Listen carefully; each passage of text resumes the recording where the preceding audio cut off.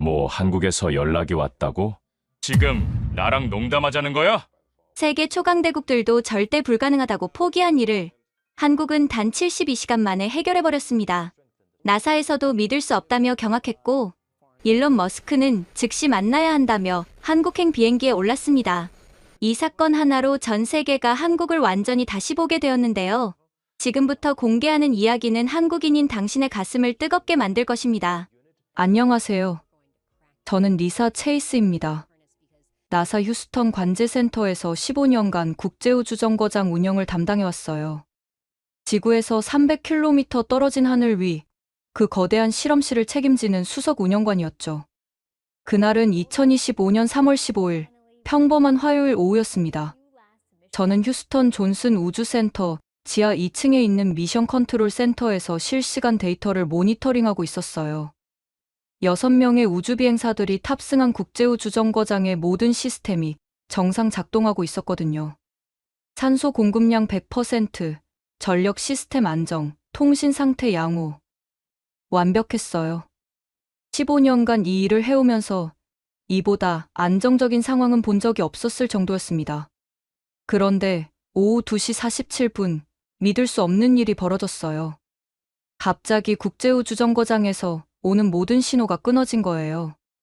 메인 스크린에서 생명 유지 시스템 표시등이 하나씩 빨간색으로 바뀌기 시작했어요. 산소 공급 시스템, 이산화탄소 제거 장치, 온도 조절 시스템이 연쇄적으로 고장나고 있었습니다. 처음엔 일시적인 통신 장애라고 생각했어요. 우주정거장에서는 가끔 이런 일이 있었거든요. 하지만 이번은 달랐습니다. 5분이 지나도 10분이 지나도 연락이 없었어요. 관제실 전체가 긴장하기 시작했습니다. 동료 기술자들의 얼굴이 점점 굳어지는 게 보였거든요. 우주정거장이 완전히 침묵 상태에 빠진 거였어요. 저는 즉시 비상 프로토콜을 가동했습니다.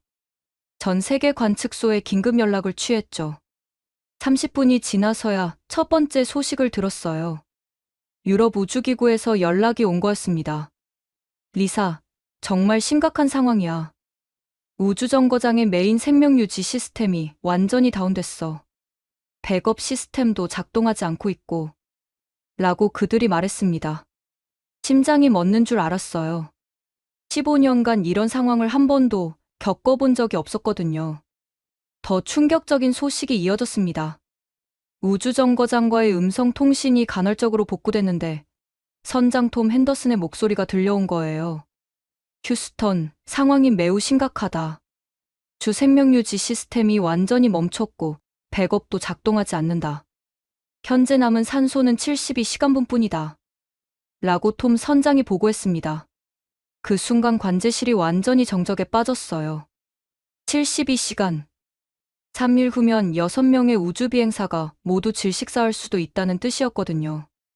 더 절망적인 건 탈출용 소유주, 우주선마저 고장났다는 보고였어요.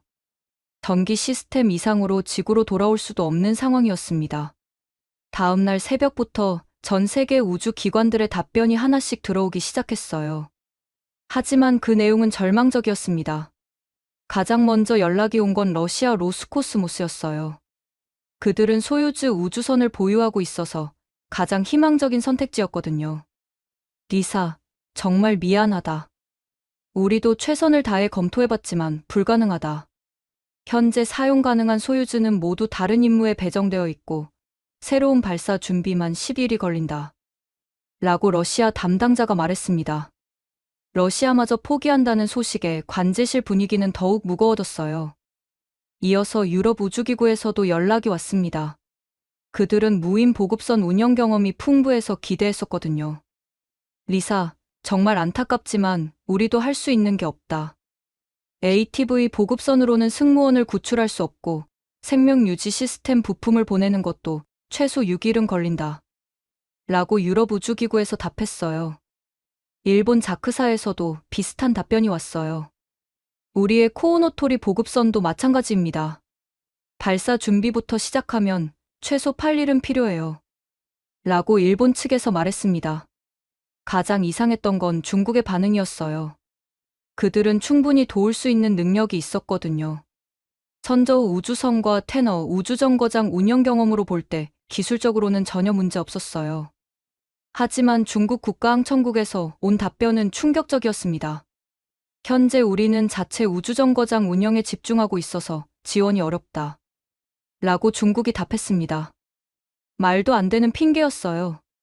인명이 달린 문제인데 정치적 이유로 외면하는 거였거든요. 언론들이 이 소식을 알아챘어요. CNN, BBC, 폭스뉴스에서 연일 보도하기 시작했죠. 전 세계가 이 상황을 지켜보고 있었어요. 그리고 모든 시선이 나사, 정확히는 저에게 집중되고 있었습니다. 이틀째 되는 날 새벽, 정말 예상치 못한 연락이 왔어요. 한국항공우주연구원에서 전화를 걸어온 거였습니다. 솔직히 처음엔 무슨 소리인지 이해가 안 갔어요. 안녕하세요. 나사 리사 체이스 씨시죠? 저는 한국항공우주연구원 국제협력실장 김상훈입니다. 현재 국제우주정거장 위기 상황에 대해 저희가 도움을 드릴 수 있을 것 같습니다. 라고 한국 측에서 말했습니다. 저는 처음엔 농담인 줄 알았어요. 한국이 우주정거장 생명유지 시스템을 고칠 수 있다는 게 믿어지지 않았거든요. 죄송하지만 현재 상황은 매우 복잡합니다. 러시아와 유럽 우주기구도 해결할 수 없다고 했는데요. 라고 저는 대답했습니다. 하지만 김상훈 실장의 다음 말에 저는 깜짝 놀랐어요. 저희 팀장 배연석 박사는 30년간 인공위성 생명유지 시스템을 개발해왔습니다. 특히 극한 상황에서의 응급복구 전문가예요. 저희는 설계도면 없이도 시스템을 분석하고 복구할 수 있는 독자적인 기술을 보유하고 있어요. 라고 한국 측에서 설명했습니다. 설계도면 없이 시스템을 고친다는 게 말이 되나 싶었어요. 국제우주정거장은 수십 개국이 참여한 인류 최고 기술의 집합체인데 말이에요. 하지만 동료들의 반응은 냉담했어요. 부센터장 마크 윌리엄스가 고개를 저었습니다. 리사, 정신 차려. 이건 6명의 생명이 걸린 문제야. 검증되지 않은 기술로 도박할 수는 없어. 라고 마크가 말했습니다. 그렇게 해서 믿기 어려운 결정이 내려졌어요. 한국 기술진을 휴스턴으로 긴급히 초청하기로 한 거였습니다. 한국 팀이 도착한 건 그 다음날 새벽이었어요. 대한항공 전용기에서 내린 3명의 모습은 제가 상상했던 것과 많이 달랐습니다. 배연석 박사는 마치 동네 아저씨 같은 인상이었어요. 키가 작고 수수한 외모의 낡은 가방을 들고 있었거든요. 오단비와 류태경도 마찬가지였어요. 화려한 최신 장비 대신 투박해 보이는 도구들만 가져왔더라고요. 첫 인사를 나눌 때 배연석 박사가 유창한 영어로 말했어요. 안녕하세요, 리사 박사님. 이렇게 급하게 와서 죄송합니다. 하지만 시간이 없으니 바로 시작하겠습니다. 라고 배연석 박사가 인사했습니다. 그들을 관제실로 안내하면서 저는 솔직히 의구심이 들었어요. 이 사람들이 정말 국제우주정거장을 구할 수 있을까 하는 생각이 들었거든요. 더 당황스러운 건 그들이 가져온 장비였어요. 나사 기술진들이 사용하는 최첨단 디지털 장비와는 정반대였습니다. 오래된 아날로그 멀티미터, 기계식 오실로스코프, 그리고 정체를 알 수 없는 수제 도구들까지. 21세기에 이런 원시적인 장비로 우주정거장을 고친다는 게 말이 되나 싶었어요. 마크 윌리엄스 부센터장이 저에게 속삭였어요. 리사, 정신 차려. 저 사람들 진짜 괜찮은 거야? 마치 20년 전 장비를 가져온 것 같은데. 라고 마크가 걱정했습니다. 하지만 배연석 박사는 전혀 개의치 않는 것 같았어요. 오히려 자신 있는 표정으로 말했습니다. 디지털 장비는 정확하지만 한계가 있어요. 복잡한 시스템에서는 오히려 아날로그 방식이 더 정확한 진단을 내릴 수 있습니다. 라고 배연석 박사가 설명했습니다. 정말 이해할 수 없는 소리였어요. 본격적인 분석이 시작되자 더욱 황당한 일들이 벌어졌어요. 배연석 박사가 가장 먼저 한 일이 국제우주정거장의 실시간 데이터를 프린트해서 바닥에 펼쳐놓는 거였거든요. 그러더니 돋보기를 꺼내서 하나하나 들여다보기 시작했어요. 마치 고고학자가 유물을 연구하는 것 같았습니다. 리사 박사님, 이 데이터를 보시면 여기서 이상한 패턴이 발견됩니다. 라고 배연석 박사가 지적했습니다. 저는 그가 가리키는 부분을 봤지만 특별한 게 없어 보였어요. 무엇이 이상한가요? 라고 저는 물었습니다. 산소 농도가 떨어지는 패턴이 일정하지 않아요. 만약 단순한 시스템 고장이라면 일정한 비율로 감소해야 하는데 여기는 계단식으로 떨어지고 있어요. 라고 배연석 박사가 분석했습니다. 그 말을 듣고 저도 자세히 살펴봤어요. 정말로 미세한 차이지만 뭔가 이상한 패턴이 있었거든요. 류태경이 추가로 설명했어요. 이건 기계적 고장이 아니라 전자적 신호 오류일 가능성이 높아요. 아마도 특정 센서가 잘못된 데이터를 보내고 있을 거예요.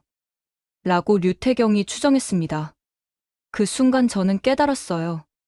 우리가 이틀 동안 놓치고 있었던 부분을 이들이 단 10분 만에 찾아낸 거였거든요. 그런데 이때 한국팀 내부에서 첫 번째 갈등이 터졌어요.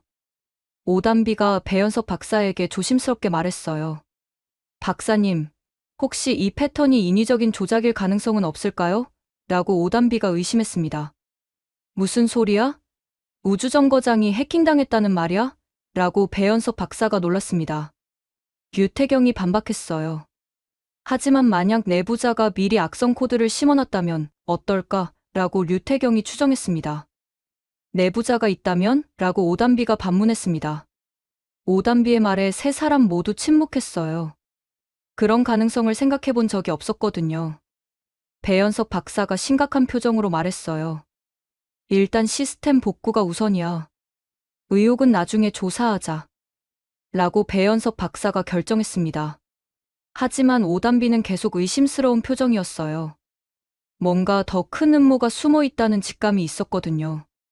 한편 나사 내부에서도 한국팀에 대한 의견이 분분했어요. 기술부장 샌드라 톰슨이 저에게 따로와서 말했어요. 리사, 저 한국 사람들 뭔가 이상해. 너무 빨리 문제점을 찾아내는 것 같아. 혹시 미리 알고 있었던 건 아닐까? 라고 샌드라가 의심했습니다. 그 말에 저도 잠시 의심이 들었어요. 정말 우연의 일치일 수도 있지만 너무 완벽하게 문제를 찾아내는 게 이상했거든요. 하지만 시간이 촉박했어요. 의심할 여유가 없었습니다. 오단비가 무선 통신 장비를 꺼내더니 직접 우주정거장과 교신을 시작했어요. 톰 선장님, 저는 한국에서 온 오단비입니다. 몇 가지 확인하고 싶은 게 있어요. 라고 오단비가 말했습니다. 오단비 씨, 반갑습니다. 무엇이든 확인해 보겠어요. 라고 톰 선장이 응답했습니다. 에어록 시스템 A와 B 중에서 어느 쪽에서 더 강한 진동이 느껴지나요? 라고 오단비가 질문했습니다.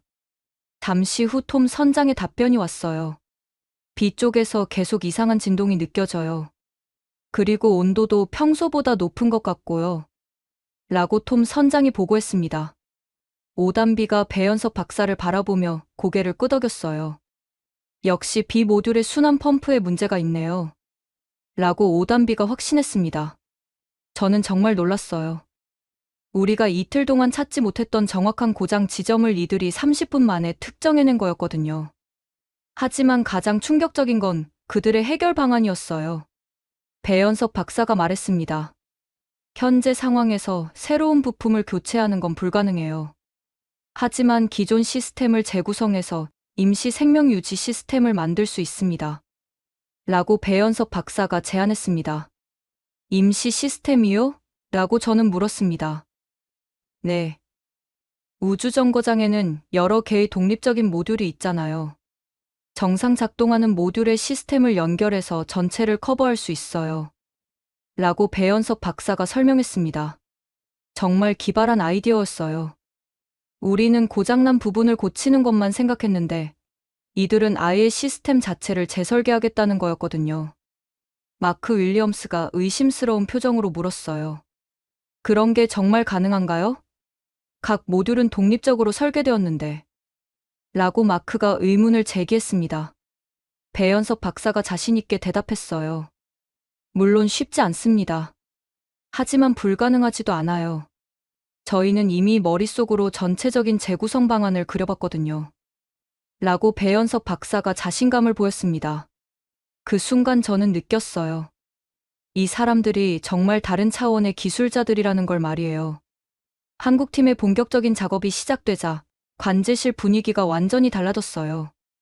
배연섭 박사가 가장 먼저 한 일은 국제우주정거장의 모든 모듈을 종이에 손으로 그리는 거였습니다. 컴퓨터 시뮬레이션이 아니라 연필과 자를 이용해서 말이에요. 리사 박사님, 혹시 각 모듈의 정확한 치수를 알 수 있을까요? 라고 배연섭 박사가 요청했습니다.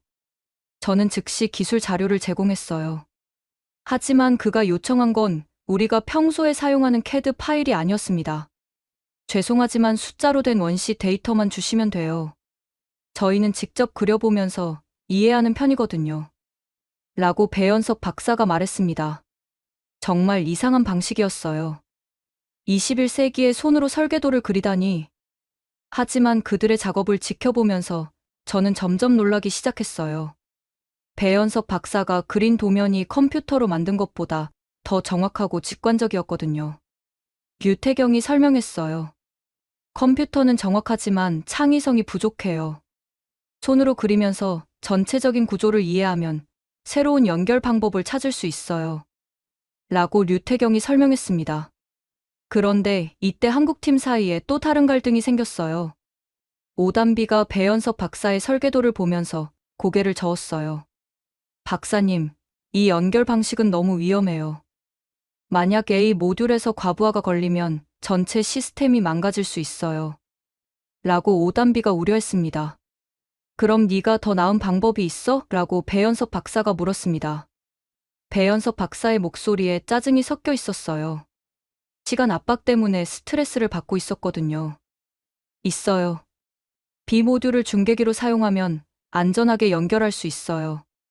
라고 오담비가 대안을 제시했습니다. 그럼 시간이 더 걸리잖아. 우리에게 시간이 얼마나 남았는지 알아? 라고 배연섭 박사가 반박했습니다. 류태경이 중재에 나섰어요. 둘 다 맞는 말이야. 안전도 중요하지만 시간도 중요해. 절충안을 찾아보자. 라고 류태경이 조율했습니다. 세 사람이 한동안 격렬하게 토론했어요. 한국어와 영어가 섞여서 나오는 바람에 저는 내용을 다 이해할 수 없었지만 정말 진지하게 논의하고 있다는 건 알 수 있었어요. 마침내 오담비가 절충안을 제시했어요. 그럼 이렇게 해요. 일단 박사님 방식으로 빠르게 연결하고 제 방식으로 안전장치를 추가하는 거예요. 라고 오담비가 제안했습니다. 그게 가능해? 라고 배연섭 박사가 물었습니다. 해봐야 알죠. 하지만 시도해볼 가치는 있어요. 라고 오담비가 답했습니다. 배연섭 박사가 잠시 생각하더니 고개를 끄덕였어요. 좋아. 해보자. 라고 배연섭 박사가 동의했습니다. 이 과정을 지켜보면서 저는 한국팀에 대한 인식이 바뀌기 시작했어요. 처음에는 그냥 운 좋게 온 사람들이라고 생각했는데 정말 전문적이고 체계적으로 접근하고 있었거든요. 2시간 후 그들이 완성한 재구성 방안을 보고 저는 입이 떡 벌어졌어요. 기존의 3개의 모듈을 서로 연결해서 하나의 거대한 생명 유지 시스템으로 만드는 계획이었습니다. 이론적으로는 가능하지만 실제로는 누구도 시도해 본 적이 없는 방법이었어요. 이게 정말 작동할까요? 라고 저는 물었습니다. 배연섭 박사가 자신 있게 대답했어요. 저희가 계산해 본 결과 6명이 일주일 동안 생존할 수 있는 충분한 산소와 이산화탄소 처리 능력을 확보할 수 있어요. 라고 배연섭 박사가 확신했습니다. 하지만 가장 어려운 부분은 실제 구현이었어요. 우주정거장에 있는 우주비행사들이 직접 배선을 재연결하고 시스템을 조작해야 했거든요. 오담비가 세부적인 작업 지시서를 작성하기 시작했어요. 각 단계별로 어떤 스위치를 조작하고 어떤 케이블을 연결해야 하는지 상세하게 적었습니다. 그런데 놀라운 건 그녀가 우주정거장의 내부 구조를 마치 직접 가본 것처럼 정확하게 알고 있다는 거였어요. 톰 선장님, 지금 운명 모듈의 A 패널을 여시면 빨간색 케이블과 파란색 케이블이 보일 겁니다. 라고 오담비가 지시했습니다. 오담비 씨, 정확해요. 어떻게 이렇게 자세히 아시죠? 라고 톰 선장이 놀라며 물었습니다. 저희는 지난 10년간 모든 우주정거장 모듈에 공개된 기술 자료를 연구해왔어요. 언젠가 이런 상황이 올 것을 대비해서 말이에요. 라고 오담비가 설명했습니다. 그 말을 듣고 저는 깨달았어요. 이들이 단순히 운 좋게 해결책을 찾은 게 아니라는 걸 말이에요. 수년간의 준비와 연구가 있었던 거였거든요. 그런데 이때 예상치 못한 문제가 발생했어요.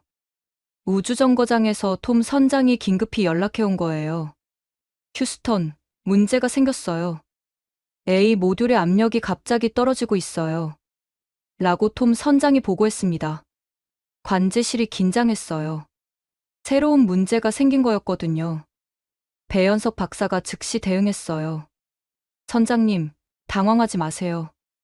이건 시스템 재구성 과정에서 일시적으로 나타나는 현상이에요. 예상한 일이에요. 라고 배연석 박사가 안심시켰습니다. 정말 괜찮은 건가요? 라고 톰 선장이 불안해했습니다. 네. 10분 후에는 정상화될 거예요. 라고 배연석 박사가 확신했습니다. 하지만 실제로는 배연석 박사도 이런 상황을 예상하지 못했어요. 그는 오단비와 류태경에게 급히 속삭였어요. 이거 뭔가 잘못된 것 같은데? 라고 배연석 박사가 걱정했습니다. 저도 이상해요. 시뮬레이션에서는 이런 일이 없었는데. 라고 오단비가 의아해했습니다. 류태경이 급하게 계산을 다시 해봤어요.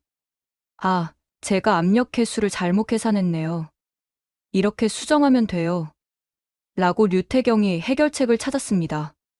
세 사람이 급하게 새로운 해결책을 찾기 시작했어요. 시간은 계속 흘러가고 있었고 우주비행사들은 불안해하고 있었거든요. 다행히 류태경이 해결책을 찾았어요. 선장님, B 모듈의 압력 밸브를 시계 반대 방향으로 한 바퀴 돌려주세요. 라고 류태경이 지시했습니다. 알겠습니다. 라고 톰 선장이 응답했습니다. 잠시 후 압력이 정상화됐다는 소식이 들려왔어요. 압력이 정상으로 돌아왔어요. 라고 톰 선장이 기쁘게 보고했습니다. 관제실에 안도의 한숨이 돌았어요. 작업이 진행되면서 한국팀의 놀라운 팀워크가 드러났어요. 세 사람이 마치 한 사람처럼 움직였습니다. 배연석 박사가 A라인이라고 말하면 유태경이 즉시 해당 도구를 준비했어요. 오단비가 B 모듈이라고 하면 배연석 박사가 바로 관련 도면을 꺼냈고요. 30년간 함께 일해온 티가 확실히 났어요. 가장 인상적이었던 건 그들의 문제 해결 방식이었어요. 예상치 못한 문제가 생겨도 당황하지 않고 즉석에서 새로운 해결책을 찾아냈거든요. 리사 박사님, C 모듈의 압력 조절기가 예상보다 민감하네요. 원래 계획을 조금 수정해야겠어요. 라고 배연석 박사가 말했습니다. 배연석 박사가 다시 도면을 그리기 시작했어요. 단 10분 만에 완전히 새로운 접근 방법을 제시했습니다. 이렇게 하면 더 안정적으로 압력을 유지할 수 있어요. 라고 배연석 박사가 개선안을 제시했습니다. 저는 점점 이들을 신뢰하기 시작했어요.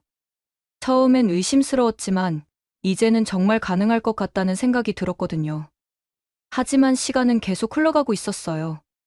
이미 12시간이 지났고 남은 시간은 60시간뿐이었습니다.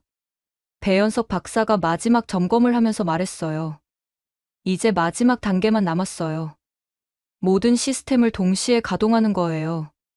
라고 배연석 박사가 말했습니다. 가장 위험한 순간이었어요. 만약 실패하면 기존 시스템마저 완전히 망가질 수 있었거든요. 정말 확신하시나요? 라고 저는 물었습니다. 100% 확신할 수는 없어요. 하지만 계산상으로는 95% 성공 확률이에요. 라고 배연석 박사가 솔직하게 답했습니다.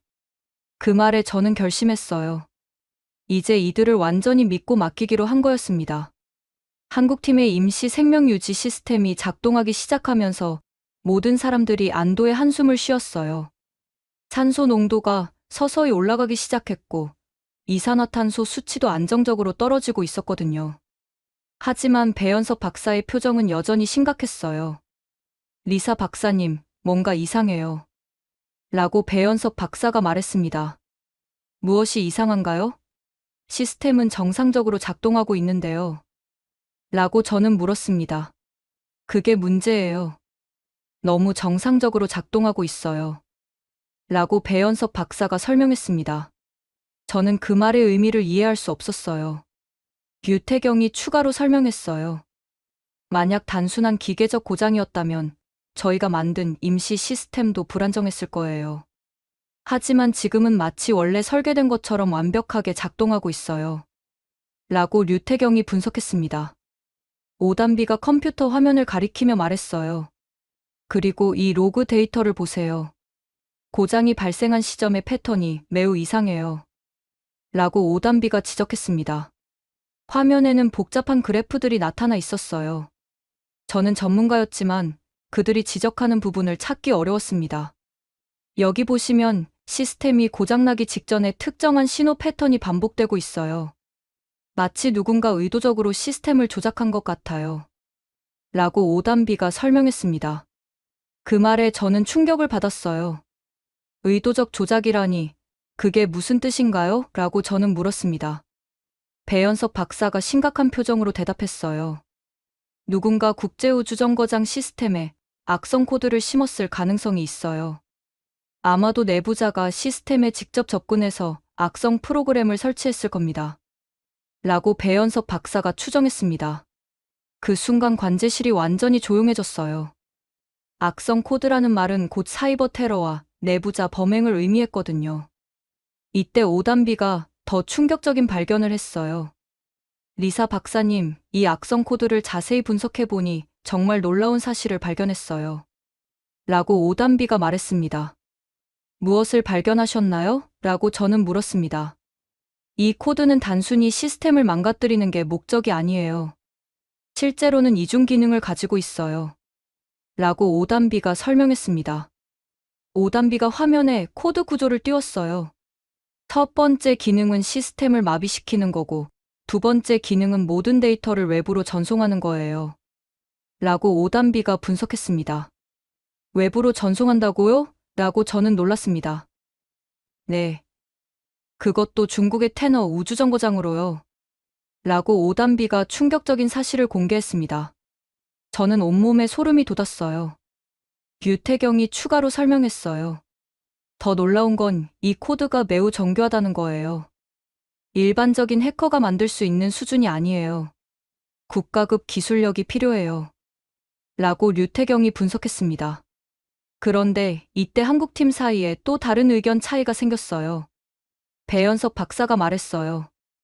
일단 우주비행사들의 안전이 최우선이야.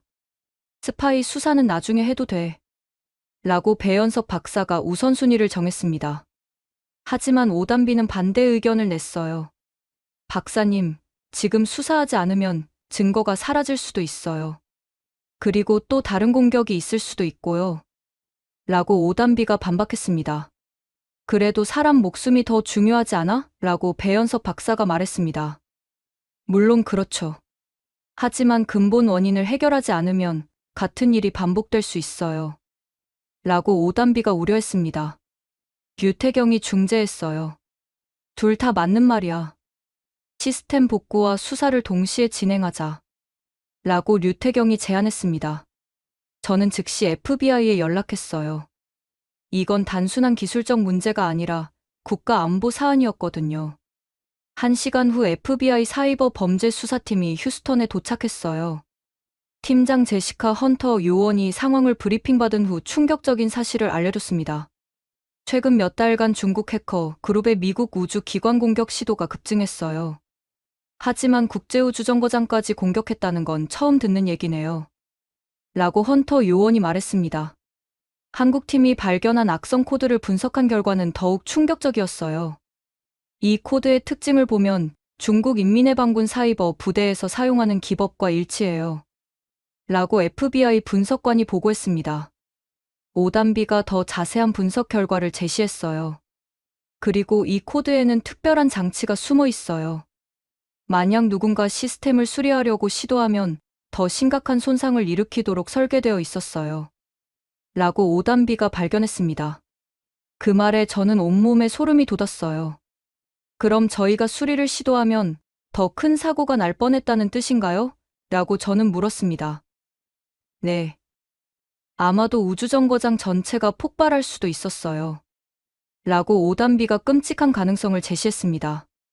배연석 박사가 조용히 말했어요. 다행히 저희가 전통적인 아날로그 방식으로 접근해서 이 트랩을 피할 수 있었어요. 만약 디지털 시스템으로만 접근했다면 라고 배현석 박사가 설명했습니다. 상상하기도 싫었어요. 헌터 요원이 추가 질문을 했어요. 그런데 어떻게 이런 정교한 악성 코드가 국제우주정거장에 들어갈 수 있었죠? 보안이 매우 엄격한데요. 라고 헌터 요원이 의문을 제기했습니다. 그때 오단비가 결정적인 단서를 찾아냈어요. 이 코드가 심어진 경로를 역추적해보니 나사 내부 네트워크에서 업로드된 것으로 나타나요. 라고 오단비가 발견했습니다. 내부 네트워크에서요? 라고 헌터 요원이 놀랐습니다. 네. 그리고 업로드 시간이 매우 특이해요. 평일 오후가 아니라 주말 새벽에 이루어졌어요. 라고 오단비가 추가 정보를 제공했습니다. 저는 즉시 해당 시점의 근무자 명단을 확인했어요. 주말 새벽에는 소수의 당직 요원만 근무하거든요. 그런데 오단비가 더 충격적인 발견을 했어요. 리사 박사님, 이 악성 코드에는 또 다른 숨겨진 기능이 있어요. 라고 오단비가 말했습니다. 또 다른 기능이요? 라고 저는 물었습니다. 네. 킬 스위치예요. 만약 중국이 원할 때 언제든지 국제우주정거장을 완전히 마비시킬 수 있어요. 라고 오단비가 설명했습니다. 정말 끔찍한 얘기였어요. 중국이 언제든지 우주비행사들을 인질로 잡을 수 있다는 뜻이었거든요. 그리고 이 코드는 단순히 정보를 훔치는 것 이상의 기능이 있어요. 국제우주정거장의 궤도를 조작해서 중국 우주정거장에 충돌시킬 수도 있어요. 라고 오단비가 더 충격적인 사실을 공개했습니다. 충돌이요? 라고 저는 경악했습니다. 네. 그렇게 되면 양쪽 우주정거장이 모두 파괴되지만 중국은 미리 승무원들을 대피시키고 국제우주정거장만 파괴할 수 있어요. 그러면 우주 분야에서 중국만 살아남게 되죠. 라고 오단비가 중국의 계획을 분석했습니다. 정말 치밀하고 장기적인 계획이었어요. 하지만 가장 충격적인 건 그 다음에 발견한 사실이었어요. 악성 코드가 업로드된 바로 그 시점에 중국 선전에서 거액의 암호화폐 거래가 이루어졌다는 금융정보를 FBI가 입수한 거였습니다. 누군가 돈을 받고 나사를 배신한 거였어요. 헌터 요원이 긴급하게 금융 추적을 시작했어요. 이 암호화폐 거래를 역추적해보면 미국 내 계좌를 찾을 수 있을 거예요. 라고 헌터 요원이 말했습니다. 몇 시간의 추적 끝에 충격적인 결과가 나왔어요. 계좌 소유자가 나사 시스템 관리팀의 데이빗 로건이에요. 라고 헌터 요원이 발표했습니다. 저는 데이빗을 10년 넘게 알아왔어요. 조용하고 성실한 기술자로 알려져 있었는데 설마 그가 스파이였다니 믿기 어려웠습니다.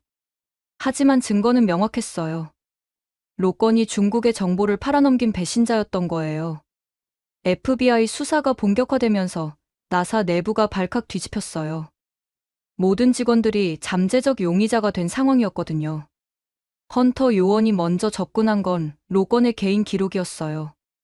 로건을 24시간 감시하면서 동시에 그의 과거 행적을 조사해보겠습니다. 라고 헌터 요원이 말했습니다. 하지만 조사 과정에서 예상치 못한 사실이 드러났어요. 로건이 단순한 배신자가 아니라는 거였죠. 헌터 요원이 충격적인 브리핑을 했어요. 로건은 3년 전부터 중국 정보기관과 접촉하고 있었습니다. 하지만 놀라운 건 그가 스스로 중국에 접근한 게 아니라는 거예요.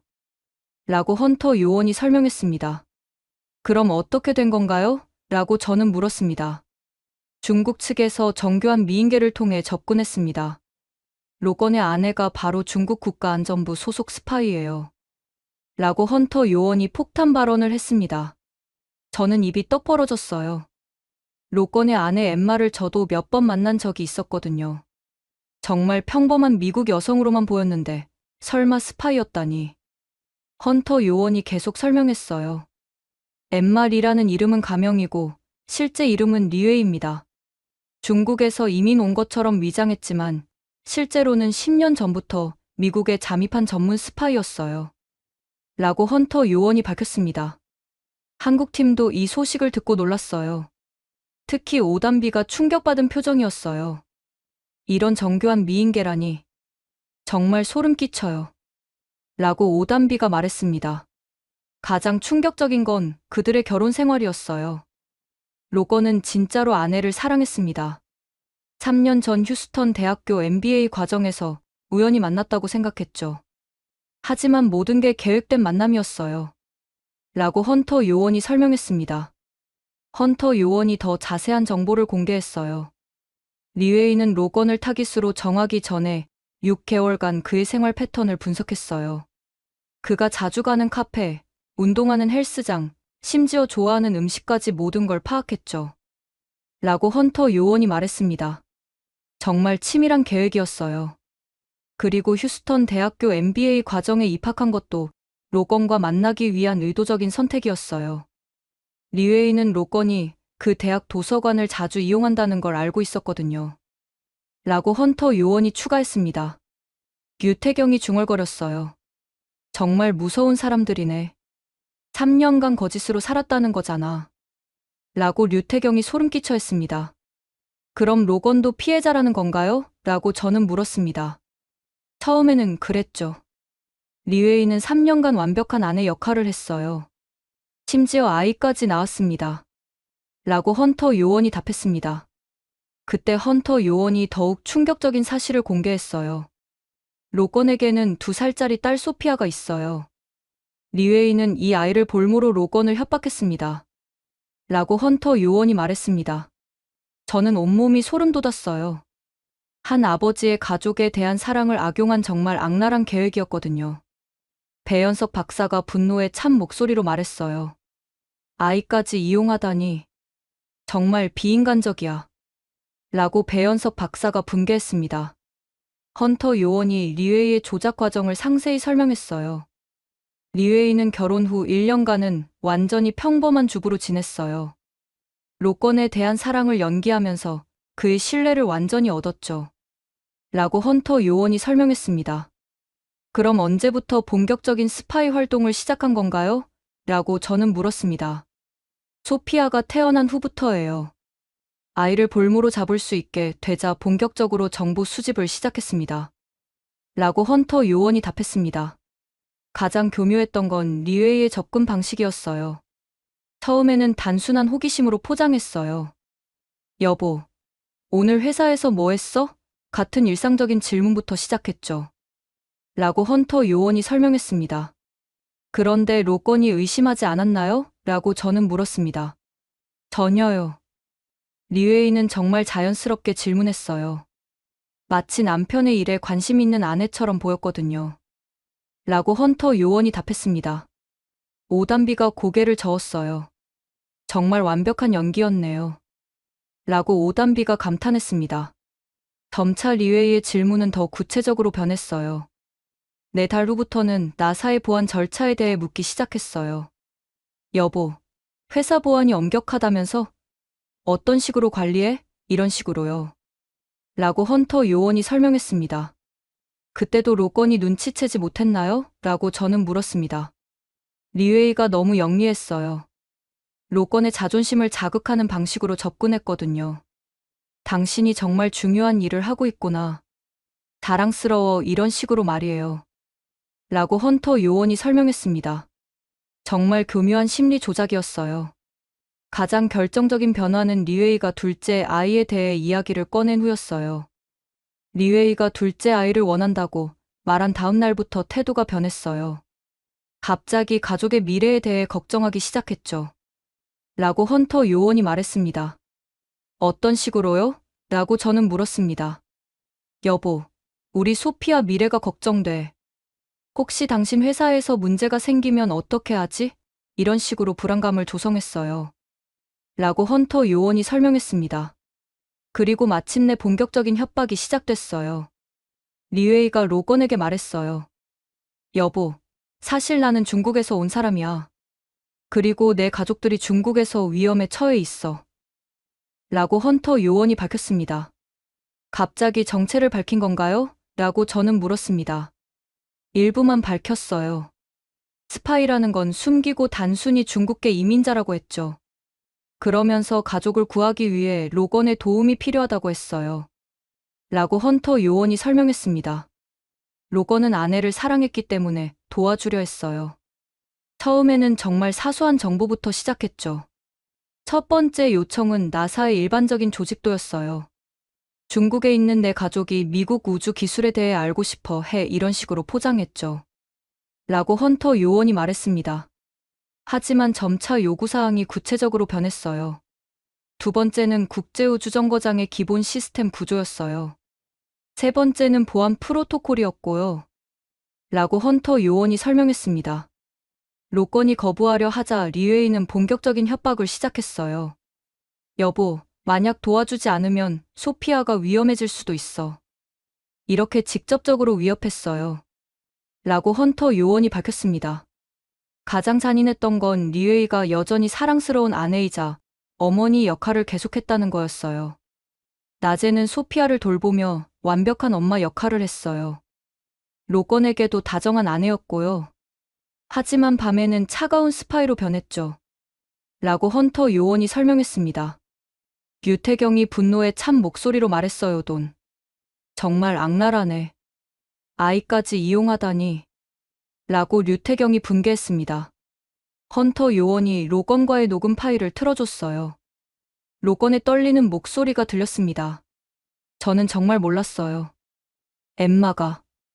아니 리웨이가 스파이인 줄 몰랐다고요. 처음에는 정말 사소한 것들이었어요. 회사 일상에 대해 묻는 정도였죠. 라고 로건이 고백했습니다. 그런데 언제부터 이상하다고 생각하셨나요? 라고 헌터 요원이 물었습니다. 작년부터였어요. 갑자기 구체적인 기술 정보를 요구하기 시작했어요. 그래서 거부했더니 갑자기 제 가족 사진을 보여주면서 협박을 시작했어요. 라고 로건이 답했습니다. 로건의 목소리에서 절망감이 느껴졌어요. 소피아를 해치겠다고 했어요. 그리고 만약 저를 배신자로 신고하면 중국에 있는 리웨이의 가족들이 제 가족을 추적해서 해치겠다고 했어요. 라고 로건이 털어놨습니다. 정말 치밀하고 잔인한 협박이었어요. 가장 끔찍했던 건 리웨이가 진짜 좋은 아내이자 어머니인 것처럼 행동했다는 거예요. 소피아를 정말 사랑하는 것 같았어요. 라고 로건이 고백했습니다. 로건의 고백은 계속됐어요. 저는 정말 혼란스러웠어요. 낮에는 사랑하는 아내이자 어머니였는데 밤에는 저를 협박하는 스파이였거든요. 어떤 게 진짜인지 알 수가 없었어요. 라고 로건이 말했습니다. 언제부터 악성 코드 설치를 요구했나요? 라고 헌터 요원이 물었습니다. 3달 전이었어요. 리웨이가 갑자기 USB를 주면서 회사 컴퓨터에 연결해달라고 했어요. 라고 로건이 답했습니다. 그때 의심하지 않으셨나요? 라고 헌터 요원이 물었습니다. 했어요. 하지만 리웨이가 말하길 그냥 중국 가족들에게 보낼 편지 파일이라고 했어요. 그리고 만약 거부하면 라고 로건이 말을 멈췄습니다. 로건의 목소리가 떨렸어요. 소피아의 유치원 사진을 보여주면서 이런 일이 생길 수도 있어라고 했어요. 정말 끔찍했어요. 라고 로건이 고백했습니다. 그 순간 저는 로건에 대한 분노보다는 동정심이 들었어요. 그도 중국의 교묘한 미인계에 당한 피해자였거든요. 헌터 요원이 마지막 폭탄 선언을 했어요. 그리고 저희가 추적한 결과 이런 미인계 스파이가 로건뿐만 아니라 최소 5명 더 있을 것으로 추정됩니다. 모두 나사와 관련 우주 기업 직원들이에요. 라고 헌터 요원이 밝혔습니다. 중국의 우주 스파이 네트워크가 생각보다 훨씬 광범위했던 거예요. 특히 놀라운 건 이들이 모두 비슷한 패턴으로 접근당했다는 거예요. 결혼, 임신, 가족을 볼모로 한 협박까지 완전히 똑같은 수법이에요. 라고 헌터 요원이 설명했습니다. 배연섭 박사가 분노에 찬 표정으로 말했어요. 정말 계획적이고 조직적인 범죄네요. 개인의 가장 소중한 것을 이용하다니. 라고 배연섭 박사가 비판했습니다. 헌터 요원이 더 충격적인 사실을 공개했어요. 리웨이는 단순한 스파이가 아니에요. 중국 국가안전부 산하 청궁 작전팀의 핵심 요원이에요. 라고 헌터 요원이 말했습니다. 청궁 작전팀이요? 라고 저는 물었습니다. 네. 미국 우주 기술을 체계적으로 탈취하기 위해 만들어진 특수 부대예요. 이들은 최소 10년 전부터 미국에 잠입해서 활동해왔어요. 라고 헌터 요원이 설명했습니다. 오단비가 놀란 표정으로 물었어요. 그럼 다른 스파이들도 모두 같은 팀인가요? 라고 오단비가 물었습니다. 맞아요. 모두 천궁 작전팀 소속이에요. 그리고 이들의 최종 목표는 미국 우주 프로그램을 완전히 무력화시키는 거였어요. 라고 헌터 요원이 답했습니다. 유태경이 소름 끼친다는 표정으로 말했어요. 그럼 이번 우주정거장 사고도 그 계획의 일부였다는 거네요. 라고 류태경이 추정했습니다. 정확해요. 만약 한국팀이 오지 않았다면 중국의 계획이 성공했을 거예요. 라고 헌터 요원이 확인했습니다. 한국팀이 계속 기술적 분석을 하던 중 오단비가 또 다른 중요한 발견을 했어요. 리사 박사님, 이 악성 코드에 숨겨진 또 다른 기능을 발견했어요. 라고 오단비가 말했습니다.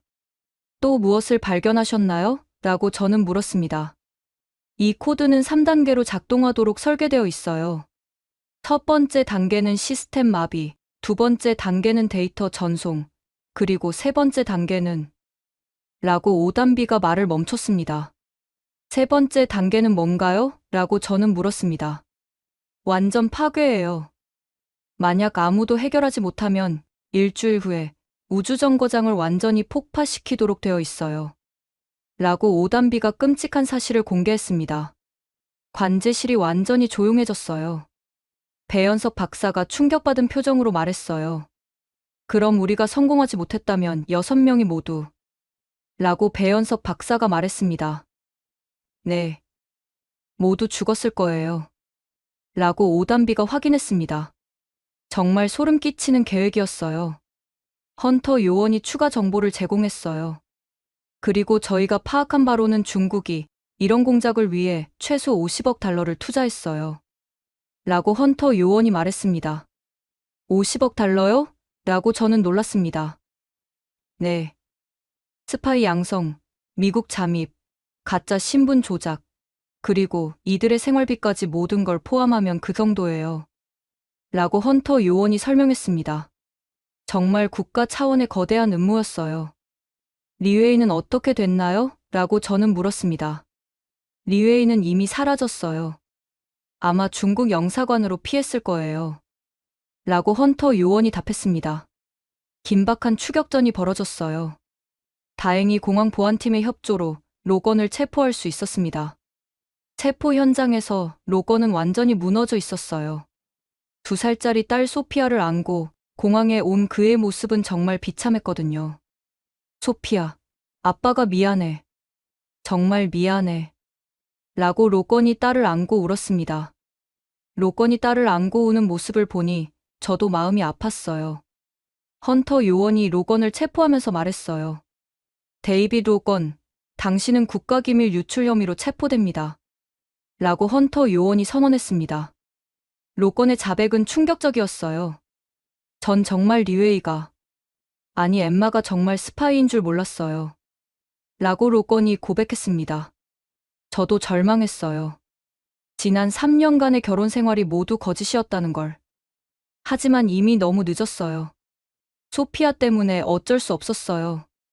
라고 로건이 말했습니다. 가장 비극적인 건 로건이 진짜로 리웨이를 사랑했다는 거였어요. 저는 정말 그녀를 사랑했어요. 소피아도 정말 사랑하고요. 하지만 모든 게 거짓이었어요. 제 사랑도, 제 가정도 모든 게 라고 로건이 말했습니다. 로건의 눈에서 눈물이 흘러내렸어요. 소피아는 어떻게 되나요?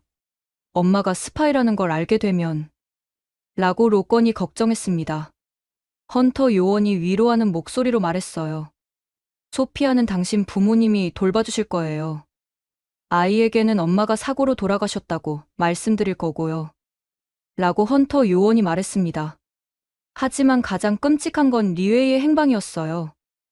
리웨이는 중국 영사관에서 외교관 신분으로 본국으로 도피했어요. 체포할 수 없어요. 라고 헌터 요원이 말했습니다.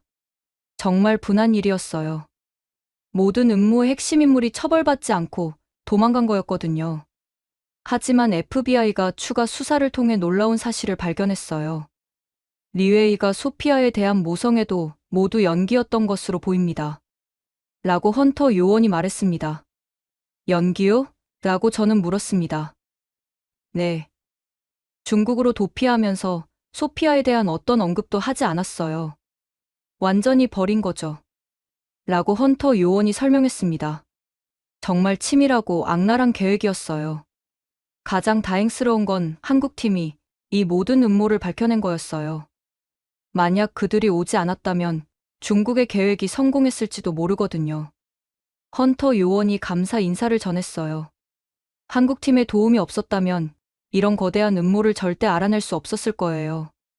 정말 고맙습니다. 라고 헌터 요원이 말했습니다. 하지만 아직 끝난 게 아니었어요. 중국의 추가 공격 가능성이 남아 있었거든요. 로건 체포 이후에도 긴장감은 계속됐어요. 중국이 자신들의 음모가 발각된 걸 알고 더 과격한 공격을 시도할 가능성이 있었거든요.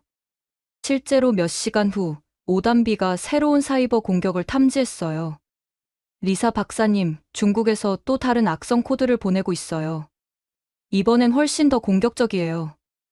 라고 오단비가 보고했습니다. 화면에는 실시간으로 공격 시도가 나타나고 있었어요. 중국이 로건이 남긴 백도어를 통해 마지막 공격을 시도하고 있었습니다. 이번엔 우주정거장 전체를 완전히 파괴하려는 것 같아요. 라고 오단비가 분석했습니다. 배연석 박사가 즉시 대응 방안을 제시했어요. 저희가 만든 임시 시스템은 기존 네트워크와 완전히 분리되어 있어요. 중국의 공격으로부터 안전하죠. 라고 배연석 박사가 확신했습니다. 하지만 문제는 영구적인 해결책이 필요하다는 거였어요. 임시 시스템으로는 오래 버틸 수 없었거든요. 이때 한국팀 사이에 또 다른 의견 충돌이 일어났어요. 류태경이 새로운 제안을 했어요. 저희가 완전히 새로운 생명 유지 시스템을 구축해보는 건 어떨까요? 기존 시스템의 모든 취약점을 보완한 새로운 방식으로요. 라고 류태경이 제안했습니다. 하지만 오단비는 반대했어요. 시간이 너무 오래 걸려요. 그동안 중국이 또 다른 공격을 할 수도 있어요. 라고 오단비가 우려했습니다. 그럼 어떻게 하자는 거야? 라고 류태경이 물었습니다. 일단 중국의 모든 백도어를 차단하는 게 우선이에요. 그 다음에 시스템 재구축을 하는 거죠. 라고 오단비가 대안을 제시했습니다. 배연석 박사가 두 사람의 의견을 절충했어요.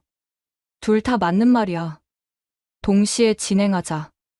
오단비는 보안 강화에, 태경이는 시스템 재구축에 집중해.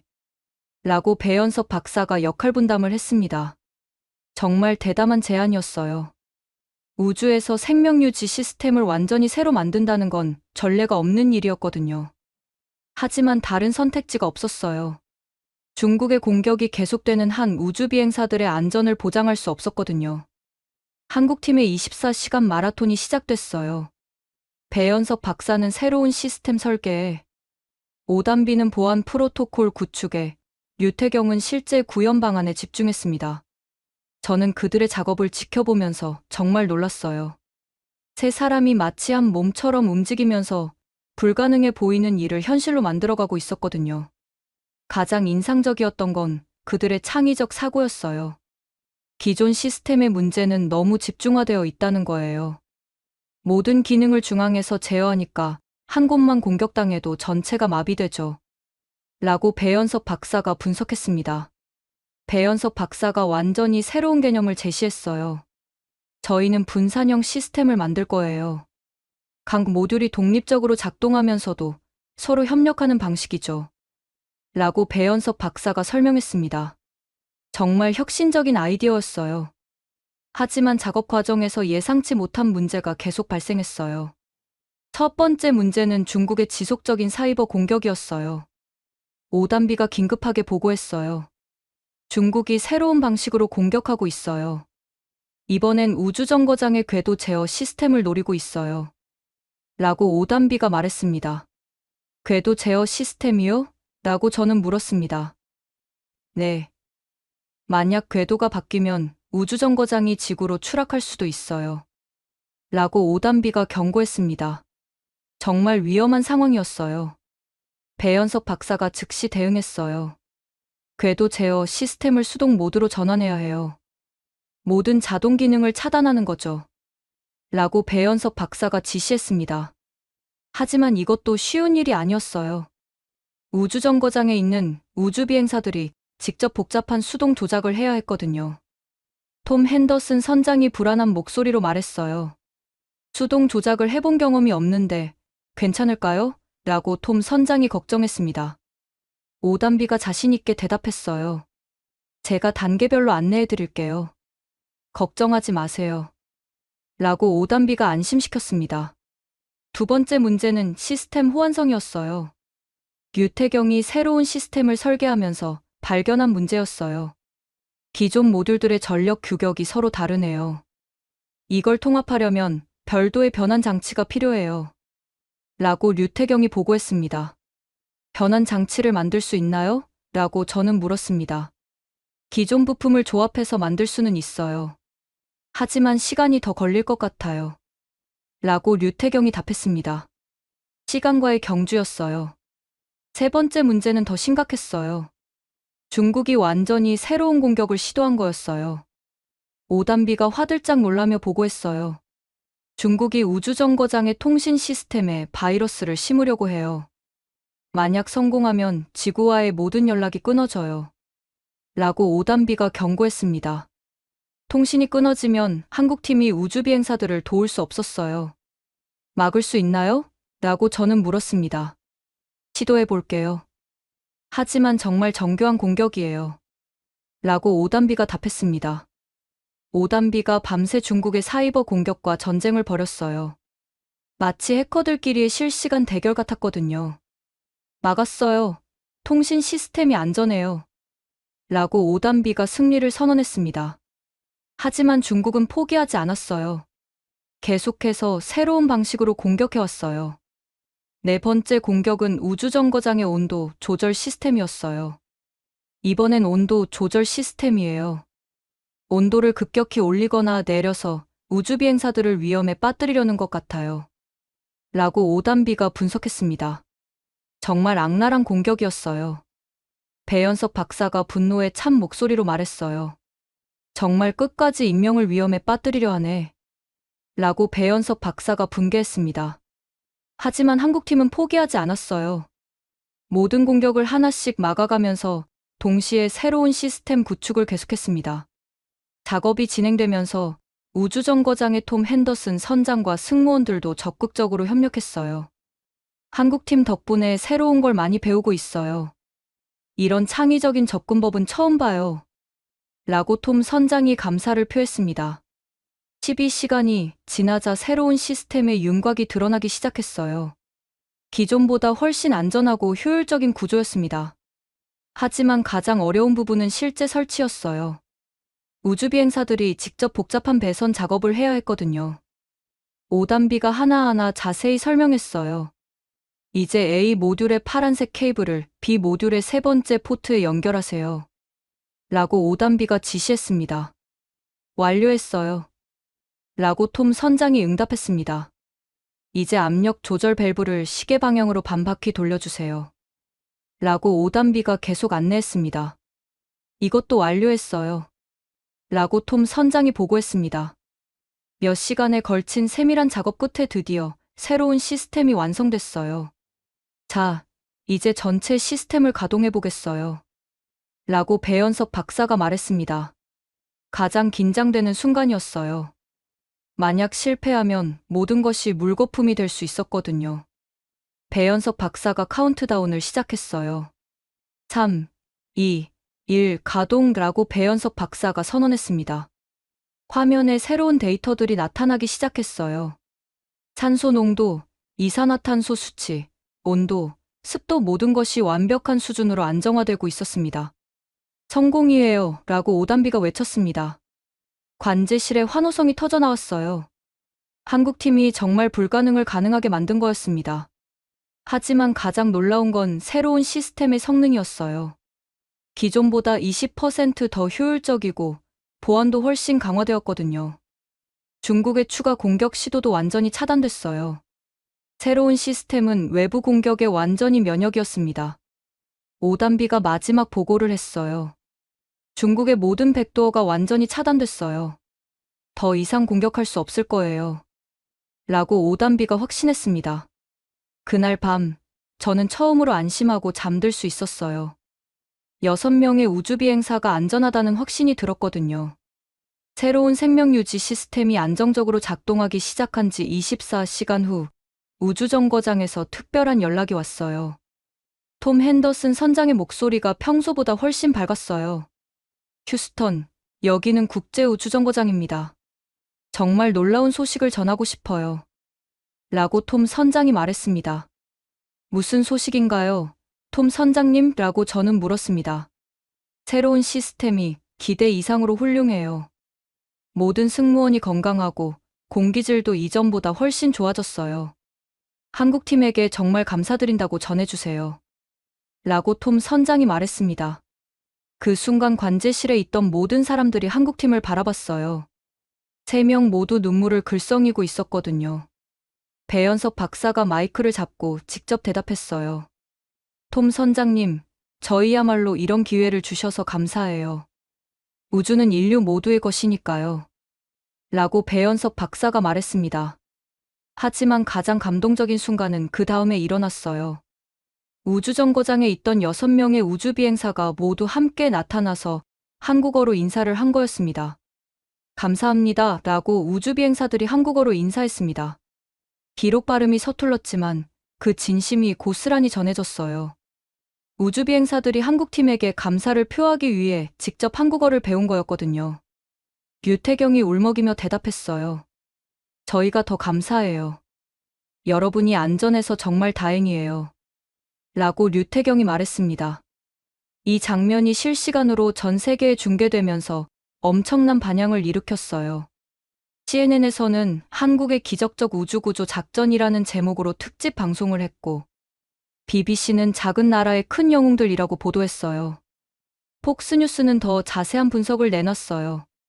한국팀이 사용한 아날로그 기술이 중국의 디지털 공격을 완벽하게 무력화시켰습니다. 이는 현대 사이버 전쟁에서 새로운 패러다임을 제시한 것으로 평가됩니다. 라고 폭스뉴스에서 분석했습니다. 가장 인상적이었던 건 전 세계 우주 전문가들의 반응이었어요. 유럽 우주기구 국장이 직접 성명을 발표했습니다.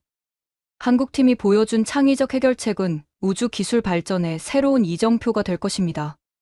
특히 사이버 보안 분야에서 혁신적인 접근법을 제시했어요. 라고 유럽 우주기구 국장이 말했습니다. 러시아 로스코스모스도 마찬가지였어요. 한국의 기술력과 창의성의 경의를 표합니다. 이번 사건으로 우주 개발에서의 진정한 국제 협력이 무엇인지 다시 한번 깨달았습니다. 라고 러시아가 성명을 발표했습니다. 일본 자크사도 놀라운 성명을 발표했어요.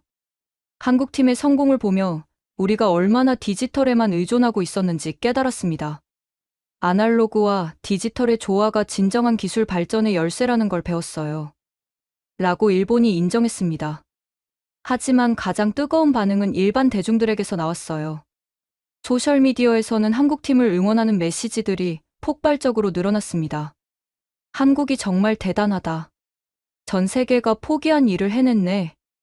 이런 게 진짜 기술력이다. 한국 사람으로 자랑스럽다. 아날로그 기술이 디지털을 이긴 역사적 순간이다. 중국 스파이들을 완전히 무력화시킨 한국이 최고. 특히 중국의 스파이 음모가 공개되면서 한국에 대한 국제적 신뢰도가 더욱 높아졌어요.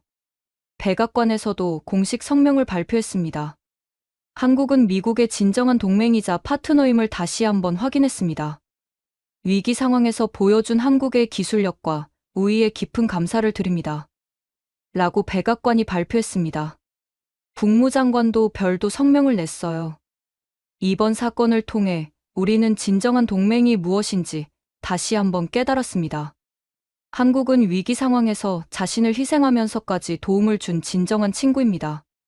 라고 국무장관이 말했습니다. 반면 중국에 대한 국제사회의 반응은 차가웠어요. 로건 가족을 이용한 미인계 스파이 작전이 공개되면서 중국의 이미지는 바닥으로 떨어졌거든요. 특히 2살짜리 소피아를 이용한 잔인함에 전 세계가 분노했어요. 인명을 볼모로 한 비인도적 행위, 가족을 파괴한 중국의 냉혹한 스파이 작전, 아이까지 이용한 중국의 악랄함. 언론들의 비난이 쏟아졌습니다. 유엔에서도 중국을 강력히 규탄하는 결의안이 통과됐어요. 중국의 체계적이고 조직적인 스파이 활동을 강력히 규탄하며 향후 모든 국제 우주 협력 프로젝트에서 중국을 배제할 것을 권고한다. 라고 유엔이 결의했습니다. 나토에서도 비슷한 성명을 발표했어요. 중국의 우주 스파이 활동은 국제 평화와 안전을 위협하는 행위입니다. 회원국들은 중국과의 우주 분야 협력을 재검토해야 합니다. 라고 나토가 발표했습니다. 한국 대통령도 즉시 축하 메시지를 보냈어요. 국가의 위상을 드높인 세 분의 영웅들에게 진심으로 감사드립니다. 여러분은 대한민국의 자랑입니다. 라고 한국 대통령이 치하했습니다. 국무총리도 별도 성명을 발표했어요. 한국의 기술력이 전 세계에 인정받는 역사적 순간입니다. 이를 계기로 우주 분야에 대한 투자를 대폭 확대하겠습니다. 라고 국무총리가 약속했습니다. 하지만 한국팀은 여전히 겸손했어요. 배현석 박사가 기자회견에서 말했습니다. 저희는 당연한 일을 했을 뿐이에요. 우주에서 6명의 생명이 위험에 처했는데 도울 수 있는 사람이 돕는 게 당연하죠. 라고 배현석 박사가 겸손하게 말했습니다. 오담비도 겸손하게 말했어요. 저희가 특별한 기술을 쓴 게 아니에요. 그냥 기본에 충실했을 뿐이에요. 아날로그 기술의 중요성을 다시 한번 깨달았습니다. 라고 오담비가 말했습니다.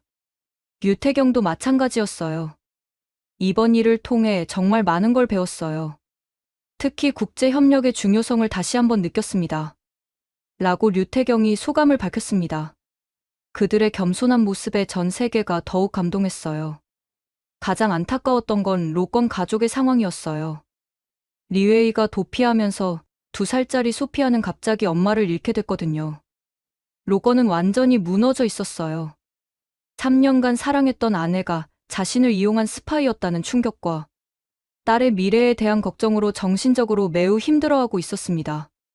하지만 나사에서는 로건도 피해자라는 점을 고려해서 관대한 처벌을 받을 수 있도록 도와주기로 했어요.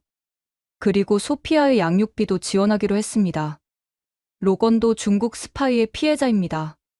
가족을 볼모로 잡힌 상황에서 어쩔 수 없는 선택을 한 거죠.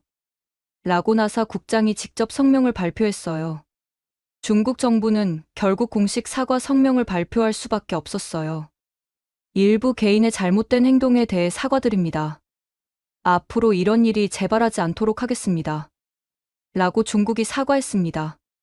하지만 이미 중국에 대한 국제사회의 신뢰는 바닥에 떨어진 상태였어요. 특히 우주 분야에서는 완전히 고립됐거든요. 한국팀이 휴스턴에 머무르는 동안 정말 많은 일들이 일어났어요. 나사에서는 한국팀을 명예 연구원으로 임명했고, 텍사스 주정부에서는 명예 시민증을 수여했습니다. 휴스턴 시장이 직접 시청에서 환영 행사를 열어줬어요. 한국의 새 영웅들이 우리 도시를 빛내줬습니다. 휴스턴 시민 모두가 감사하고 있어요. 라고 휴스턴 시장이 말했습니다. 하지만 가장 기억에 남는 순간은 따로 있었어요. 우주정거장에서 지구를 바라보며 한국 국기를 든 우주비행사들의 사진이 공개된 거였습니다. 그들이 대한민국 고맙습니다라고 쓴 메시지와 함께 말이에요. 그 사진을 본 순간 저는 정말 울컥했어요. 처음에는 의심했던 제 자신이 부끄러웠거든요. 배현석 박사가 저에게 말했어요. 리사 박사님, 처음에 의심하신 것도 이해해요. 저희도 갑자기 나타난 낯선 사람들이었으니까요. 라고 배현석 박사가 이해를 표했습니다. 정말 죄송해요. 제가 편견을 가지고 있었네요. 라고 저는 사과했습니다. 아니에요. 오히려 저희에게 기회를 주셔서 감사해요. 덕분에 정말 보람 있는 일을 할 수 있었어요. 라고 배현석 박사가 관대하게 말했습니다. 그의 넓은 마음씨에 저는 더욱 감동했어요. 한국팀이 한국으로 돌아가는 날, 휴스턴 공항에는 수백 명의 사람들이 모여서 환송 행사를 열었어요. 코리아, 코리아! 미국인들이 한국을 응원하는 모습을 보며 저는 정말 뿌듯했어요. 배현석 박사가 마지막 인사를 했어요. 이번 일을 통해 진정한 국제 협력이 무엇인지 배웠어요. 앞으로도 인류의 우주 개발을 위해 함께 노력해요. 라고 배현석 박사가 말했습니다.